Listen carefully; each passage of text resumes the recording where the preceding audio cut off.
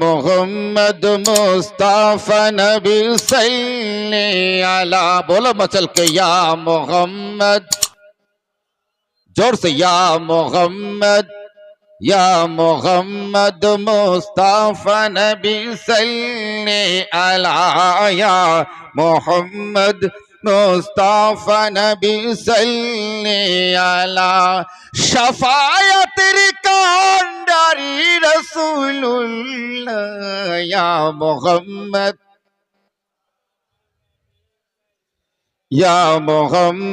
मुस्तफा नबी सल्ले अला, खुदारी खास नूरे तैरी जिनी, गायबेर बानी जार मुख शुनी, खुदारी खास नूरे तैरी जिनी, गायबेर बानी जार मुख शुनी, दूसरा कोनो माबूद नहीं अल्लाह, या मोहम्मद मुस्तफा नबी सल्ले अला, या मोहम्मद मुस्तफा नबी, शफायतेर कांडारी, शफायतेर कांडारी, शफायतेर कांडारी रसूलुल्लाह, या मोहम्मद मुस्तफा नबी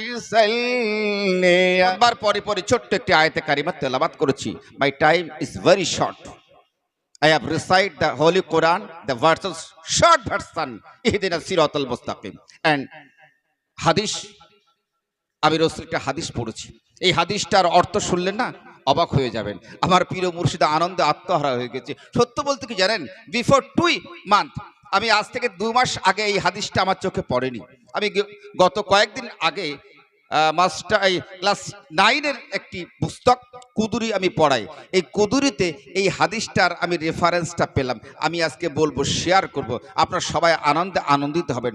বিশেষ করে যারা কাদরিয়া তরিকার মানুষ তারা খুশি হবেন, বিশেষ করে যারা পীর মান্যওয়ালা মুসলমান তারা খুশি হবেন, যারা মাজার মান্যওয়ালা মুসলমান তারা খুশি হবেন, যারা পীরের মাজারে শ্রদ্ধা করেন, জিয়ারত করেন তারা খুশি হবেন, যারা ফাতিহা রিয়াজ করেন তারা খুশি হবেন, যারা শবে বরাত করেন তারা খুশি হবেন, যারা শবে কদর পড়েন তারা খুশি হবেন।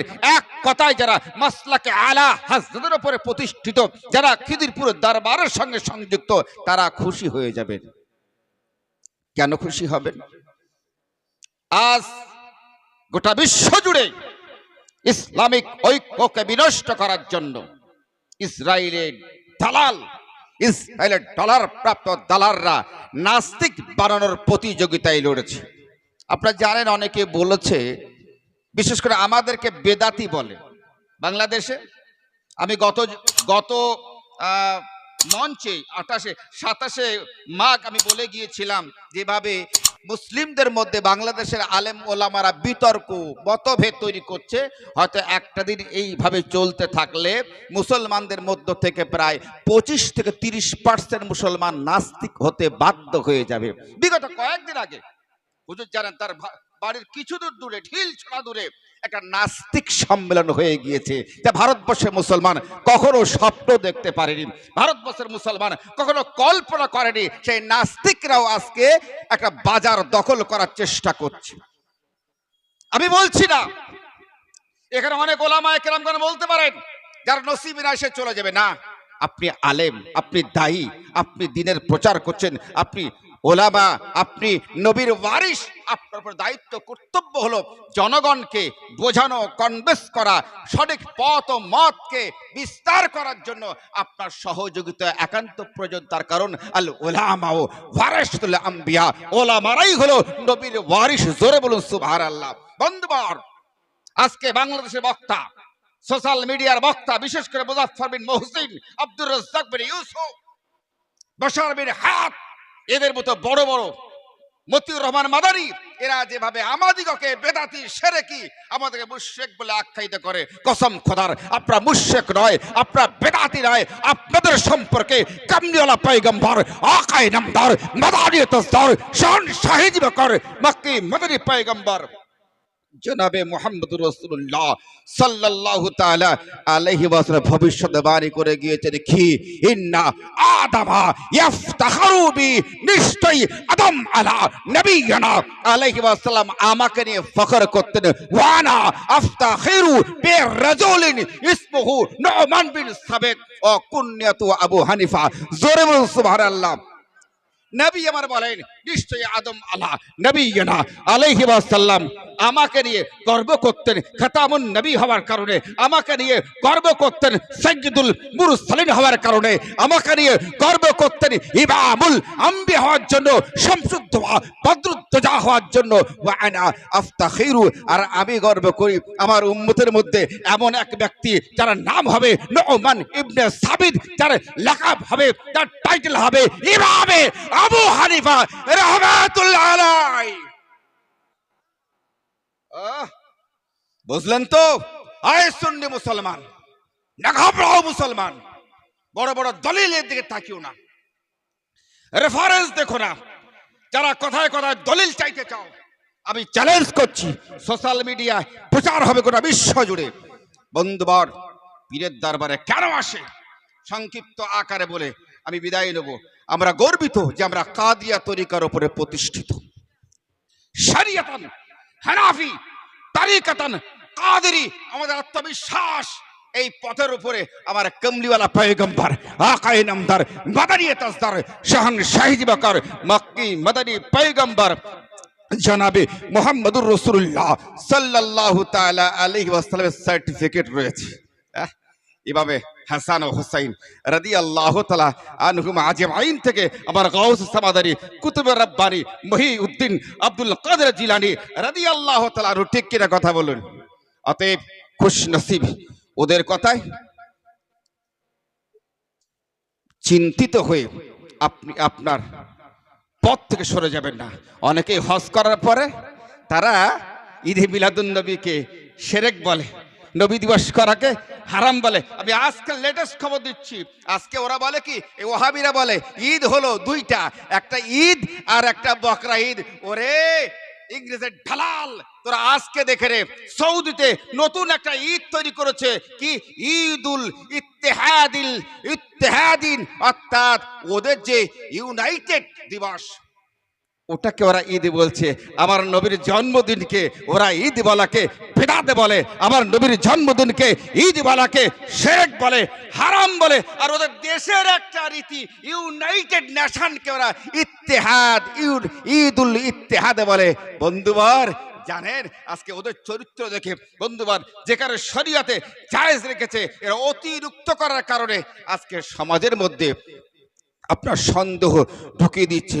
তাই খবরদার, আমি যে হাদিসটা পড়েছি, ইন্না আদামা ইফতাখিরু লি, নিশ্চয়ই আদম নবী আমাকে নিয়ে গর্ব করতেন, আর আমি গর্ব করি ইমামে আবু হানিফা রাহমাতুল্লাহ আলাইহি।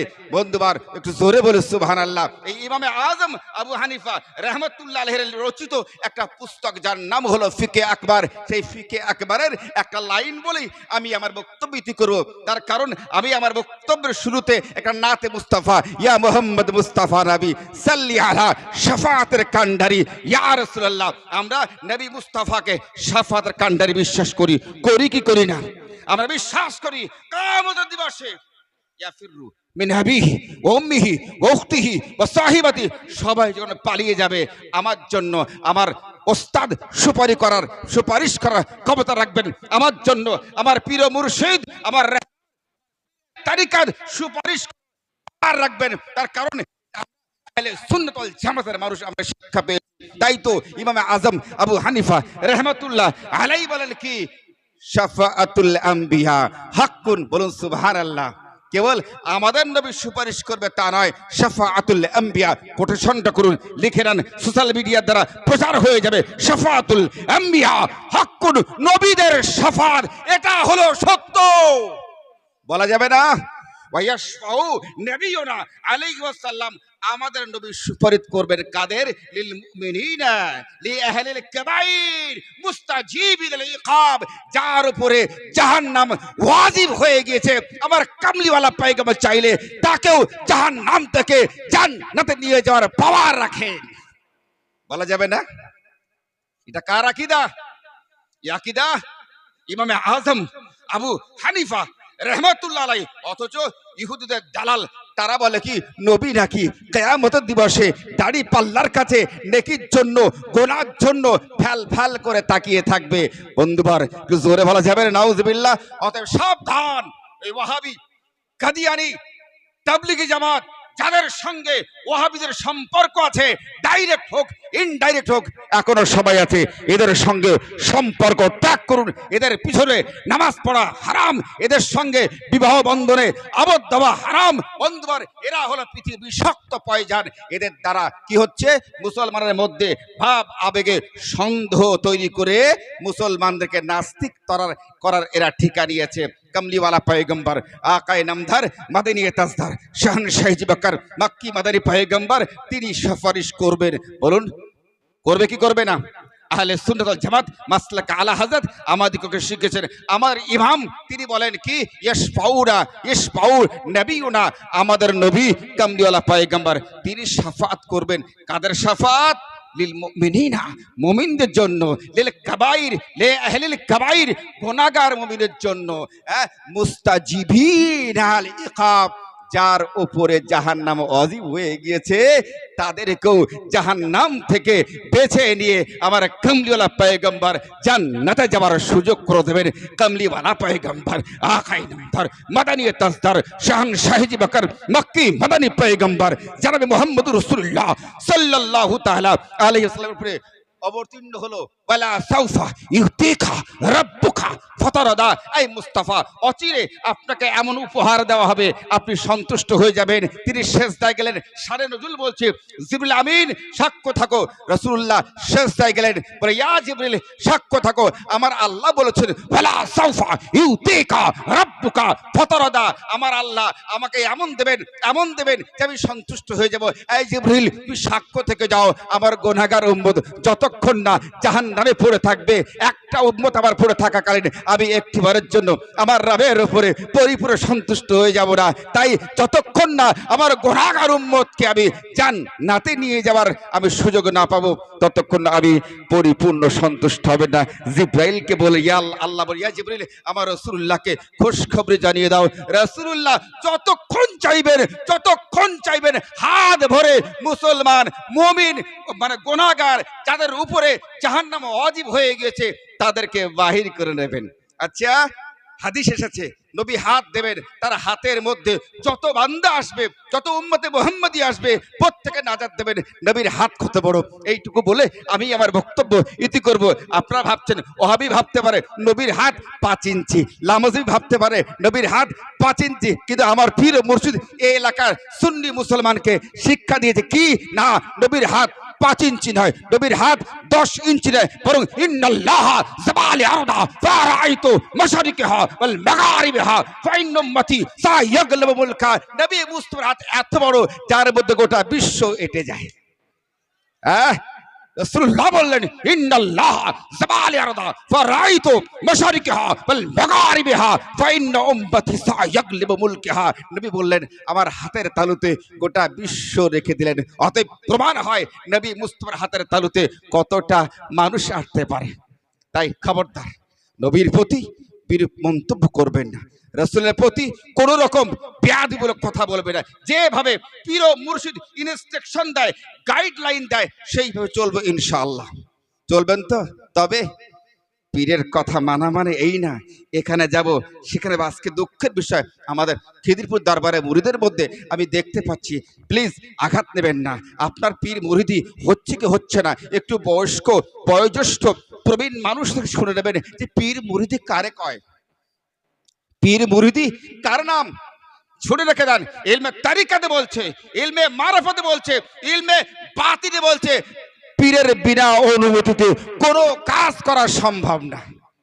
আর আজকে জলসা হচ্ছে, ম্যাটার করে পৌঁছে যাচ্ছেন, মিলাদ হচ্ছে, গাড়ি ভর্তি করে যাচ্ছেন, একটি বারের জন্য আপনি আপনার পীর ও মুর্শিদের পারমিশন নেওয়ার মনস্থ করলেন না, আপনি আপনার পীরের পারমিশন নিলেন না। তবে ভাবতে পারেন আপনি আপনার কাজটা কেমন হচ্ছে। তাই যেখানে যান কোনো আপত্তি নাই, আপনি যা করেন সমস্যা নাই, একটি বারের জন্য পীর ও মুর্শিদের কাছ থেকে পারমিশনটা নেবেন। এটা হলো তরিকাতের শিক্ষা, এটা হলো তরিকাতের আদর্শ, এটা হলো তরিকাতের একটা ব্যবস্থাপনা। তাই খিদিরপুর দরবার শরীফের যত মুরিদ আছেন, বাহিরচড়া হোক আর মালদা হোক, মুর্শিদাবাদ হোক, মেদিনীপুর হোক, মঙ্গলকোট হোক, প্রত্যেকটা মুরিদের কাছে আমার একটা আবেদন। আমি এই মানে দরবারের নগণ্য খাদেম, আমার পীর মুর্শিদ আমাকে কোন র্যাঙ্কে রেখেছেন সেটা আমি জানি না, তবে আমি মনে করি এই দরবারের একজন খাদেম। তাই হাত জোড় করে আমি বলবো যে আপনারা যে কোনো কাজ করার পূর্বে একটি বারের জন্য আপনার পীর মুর্শিদের কাছ থেকে একটা ছোট্ট পারমিশন নেবেন।